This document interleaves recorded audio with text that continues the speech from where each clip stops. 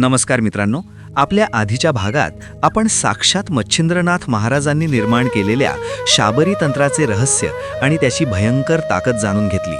आपण पाहिलं की कशी एका खऱ्या योग्याची आणि साधकाची शक्ती काळावरही मात करू शकते. पण मित्रांनो, तुमच्या मनात कधी हा प्रश्न आलाय का की एका माणसाची, एका योग्याची साधना जास्तीत जास्त किती शक्तिशाली असू शकते?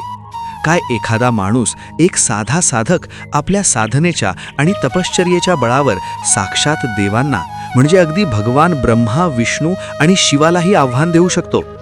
तुम्हाला हे ऐकून कदाचित आश्चर्य वाटेल किंवा हा एखादा चमत्कार वाटेल.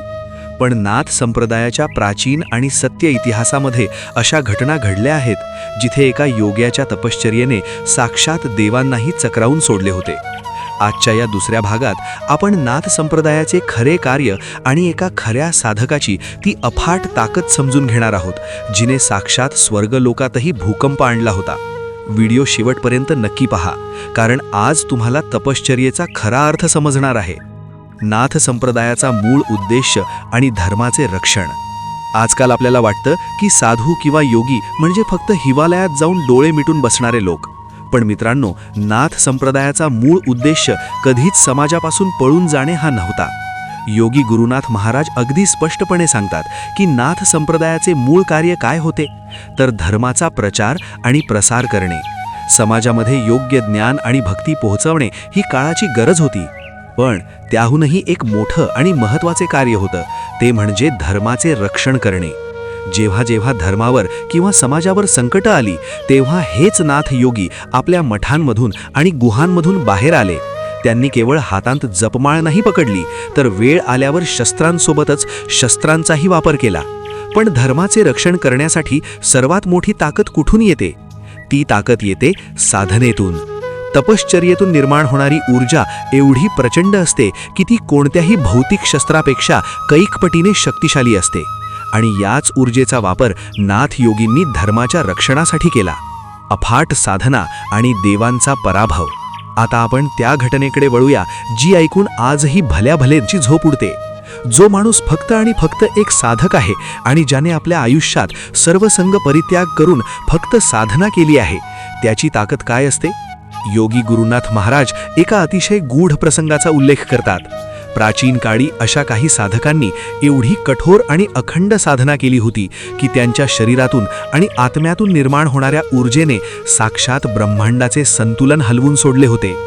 जेव्हा या साधकांच्या मार्गात साक्षात सृष्टीचे नियंते म्हणजे भगवान ब्रह्मा, भगवान विष्णू आणि स्वतः भगवान शिव म्हणजेच महादेव उभे राहिले, तेव्हा त्या युद्धात काय झाले माहितीये? त्या युद्धात एका सामान्य साधकाने, एका योग्याने आपल्या तपश्चर्येच्या बळावर या तीनही महादेवांना म्हणजेच ब्रह्मा, विष्णू आणि शिवालाही हरवले. होय, हे पूर्णपणे सत्य आहे. ही कोणतीही काल्पनिक कथा नाही, तर साधनेच्या ऊर्जेचे हे सर्वात मोठे उदाहरण आहे. जेव्हा एक मनुष्य आपली संपूर्ण ऊर्जा एकाच ठिकाणी केंद्रित करतो, तेव्हा तो साक्षात निसर्गाच्या आणि देवांच्याही वर उठू शकतो.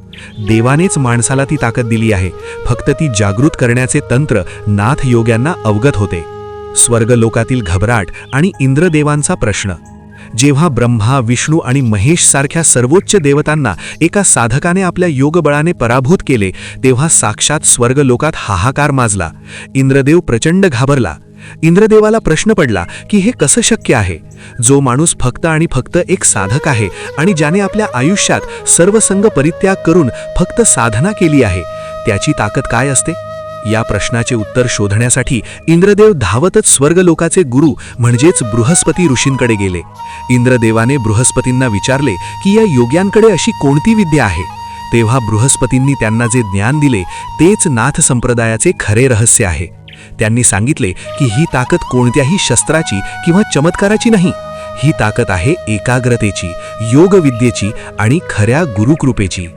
जेव्हा एखादा साधक आपल्या गुरुच्या आज्ञेचे तंतोतंत पालन करतो आणि स्वतःला साधनेत झोकून देतो, तेव्हा तो विश्वातील कोणतीही गोष्ट साध्य करू शकतो.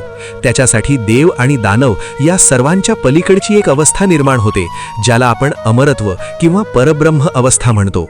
निष्कर्ष आणि पुढील भागाची उत्सुकता. मित्रांनो, यावरून आपल्याला एक गोष्ट स्पष्ट समजते. नाथ परंपरा ही कोणतीही साधी गोष्ट नाही. हा असा मार्ग आहे जिथे मानवी मर्यादा संपतात आणि अमर्याद शक्तीला सुरुवात होते. जो साधक खरी साधना करतो त्याला जगात कोणीही हरवू शकत नाही, साक्षात देवही नाही. पण मग प्रश्न असा पडतो की हे योगी आपली ही विद्या, हे ज्ञान पुढच्या पिढीपर्यंत कसे पोहोचवतात? प्रभू श्री रामचंद्रांसारख्या साक्षात भगवंतानेही नाथ संप्रदायाची दीक्षा का घेतली होती? नाथमती शाखा कशी निर्माण झाली? या सर्व प्रश्नांची अचूक उत्तरे आपण आपल्या पुढील भागात जाणून घेणार आहोत. जर तुम्हाला हा व्हिडिओ आणि साधनेची ही खरी ताकद आवडली असेल तर व्हिडिओला लाईक करा आणि चॅनलला नक्की सबस्क्राईब करा. तुमचे काही प्रश्न असतील तर कमेंट्समध्ये विचारा. आदेश, आदेश, आदेश.